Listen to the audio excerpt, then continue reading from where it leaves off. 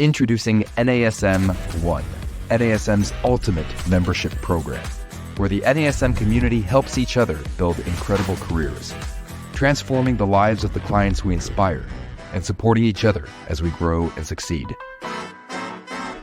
NASM 1 is best-in-class tools, cutting-edge certifications, confidence in your craft, and everything you do as a personal trainer made easy. You're listening to the NASM CPT podcast with Richey, winner of the ShareCare Emmy Award for Social Storytelling and the official podcast of the National Academy of Sports Medicine.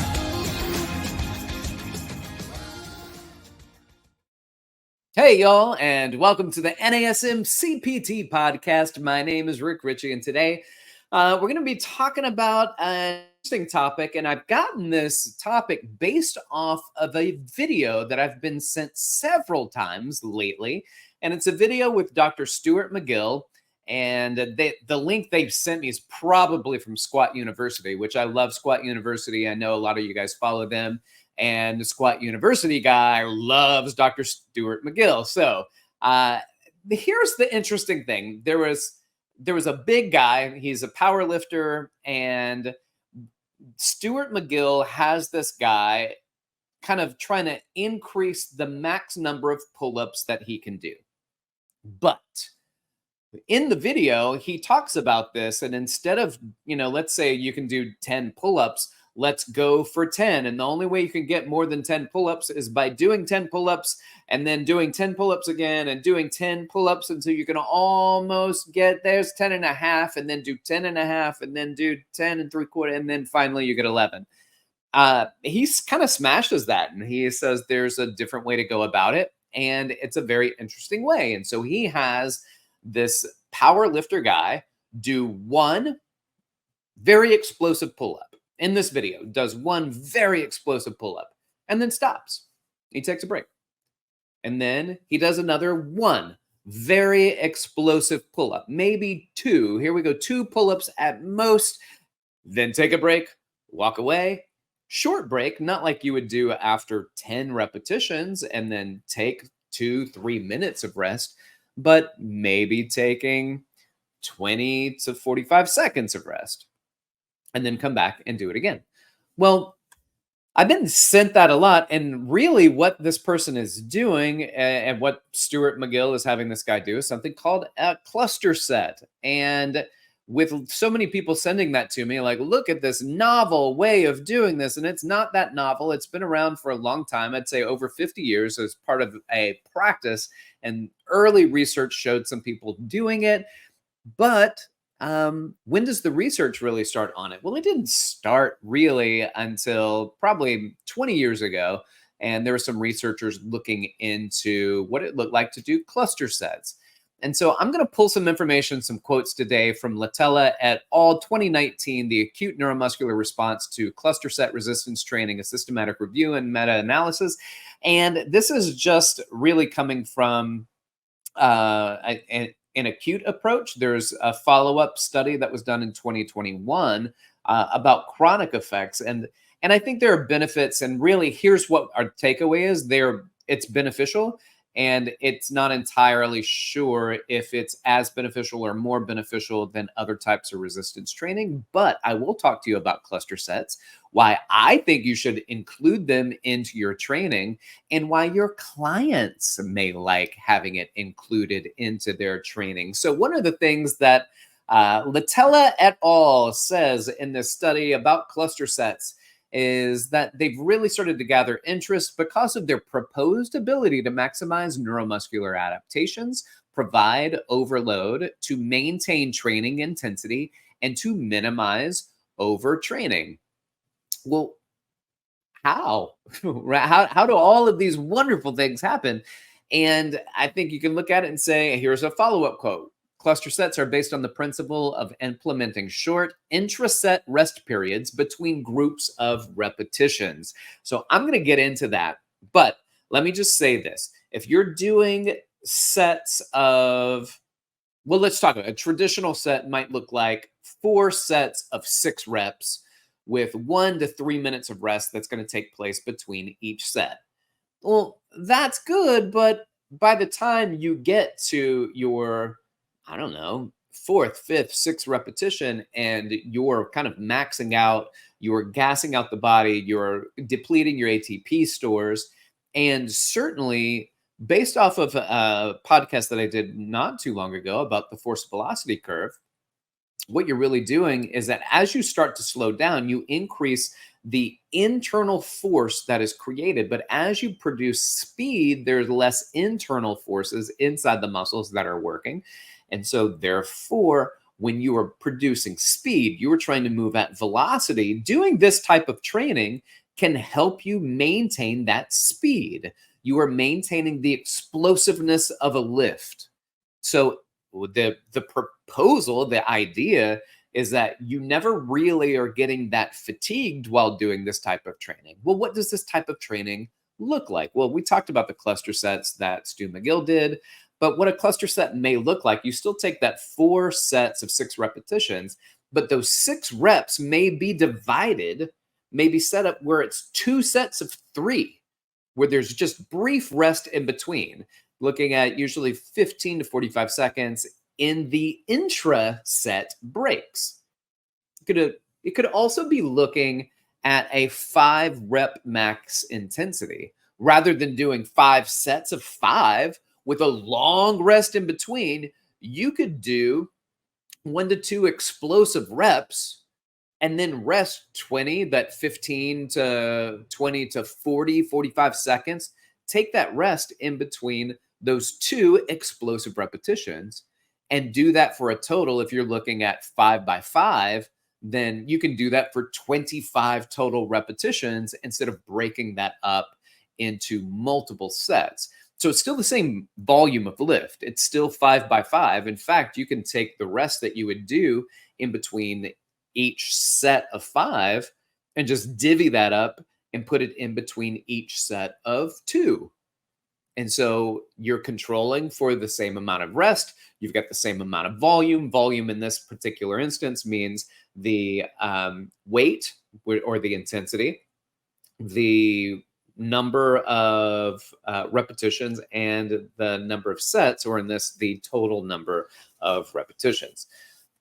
So idea behind this cluster, breaking these up into smaller groups of lifts, is that you're maintaining that explosiveness. You're maintaining technical efficiency. So as you start to lift and the weight gets heavier and it's harder to lift, then the back starts to arch, the body starts to twist, maybe the knees start to adduct. There are different things that start to happen as you fatigue going into your later stage repetitions in any particular set. And here, you don't get to that as much because you are not getting to that endpoint fatigue. Also, it limits the depletion of ATP. Therefore, it keeps that intensity high and it keeps the movement fast. So here's one of the things, the kind of takeaways that Latella et al. Says. Ultimately, this fatigue that we talked about contributes to the reduction in velocity, power, and work output, especially when performed to repetition failure. Thus, intra-set, intra within set, that intra-set should, at least in theory, attenuate fatigue development and allow for 1, maintenance in force and velocity, aka power, 2, maintenance of training intensity, and 3, greater overall amount of work to be performed. Conversely, there are several studies demonstrating that structuring training into cluster sets does not influence force, velocity, or power output. So there are always those studies that we're going to see some that this is very pro cluster set. And then you find some that are like, well, based on what we've seen, the cluster set does not necessarily produce greater force or velocity or power output. All right. But again, don't be fooled. The volume is the same, resulting in soreness that will still be there. And I'm going to tell you this, you can do this. This is an example because I pull it from doing cluster sets with my clients.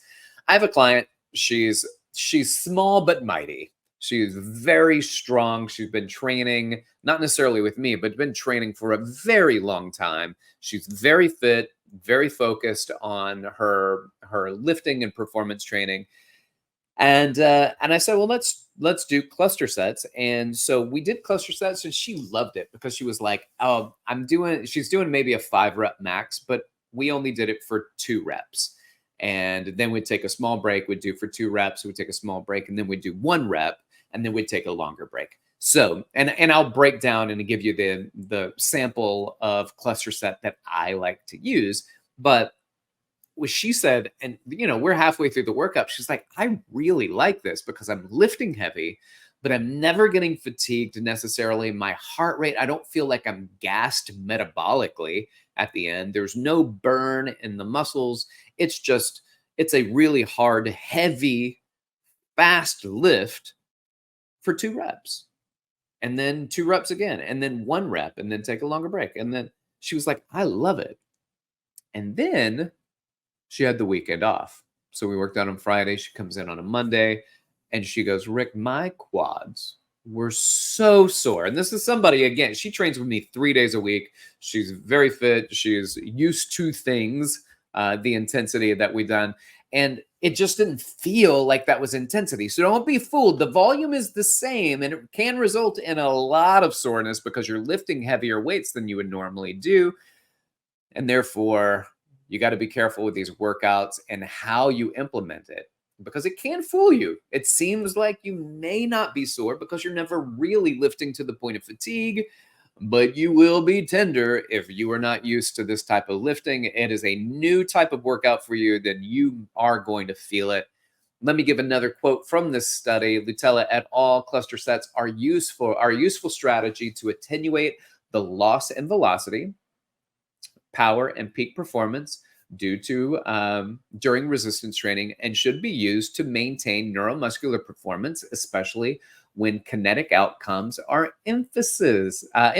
However, it remains unclear if the benefits translate to improved performance across all resistance training exercises between sexes and across the lifespan. So they did, in this systematic review and meta-analysis, says that it does attenuate velocity. It keeps velocity elevated, keeps power and peak performance output elevated.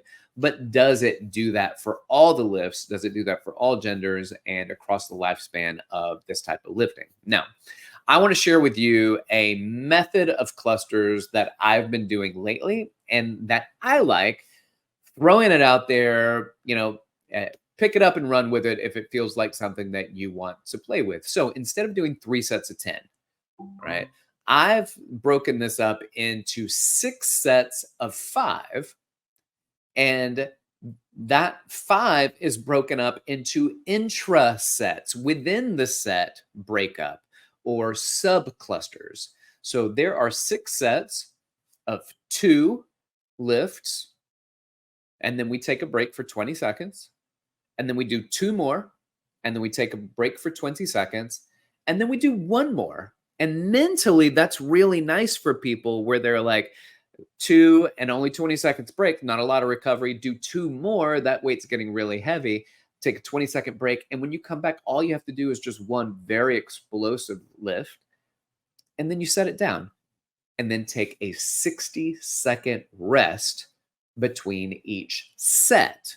So 20 seconds between each subset, and then 60 seconds between each set. This is something that I've been playing with. It's got the same amount of volume that you would otherwise have with 3 sets of 10, but you got 6 sets of 5. If you decide you want to do it, and you can do 5 sets of 6, because 5 times 6 is 30, 6 times 5 is 30, but you can subset that into a 2-2-2. So 2 20-second break, 2 more 20-second break, 2 more 60-second break, and do that 5 times. And that is also a type of cluster. Some people even put pause sets as a type of cluster set, where it's kind of, you lift until you're fatiguing, and then you just hold at the top. And then when you can get another rep or 2 out, then you do another rep or 2, and then you pause and you see if you get another rep out. That's a pause set. So some people put that as a cluster set. Now, as we're arguing this, it's all about trying to identify, well, what is a really good, solid definition of a cluster set? And so some people argue against that being a cluster set because it is not a designated time and it's not a designated rep range. So you're kind of getting as many as you can do until you have to take a break and then push again. I think anything that, you know what, I'll let all the academics kind of go out and argue, and then once they decide what it is, then it's fine. But for my state, like if you want to call it a cluster set, great, and if you don't, I'm also fine with that rest pause method. But I like this idea of clusters. I like the equating volume. I like each repetition being explosive. I love the limited fatigue, and I very much am a fan of maintaining good technical proficiency. So your form is always going to look good because you're not pushing yourself to absolute fatigue every time you get to the end of your sets. So with that being said, I hope you found this helpful. And I think it's fun to explore weightlifting concepts and play around with the variables. And if this sounds like something you want to do, then go out there and play with some of the cluster sets. If you're already doing cluster sets, then I would love for you to hit me up and let me know what type of clusters you do, how they differ from the ones that I've been playing around with and how I've been doing my clusters and sub clusters. So let me know what you do out there. I'm interested in it. Hit me back up. You can do so. You can hit me up at dr.rickrichey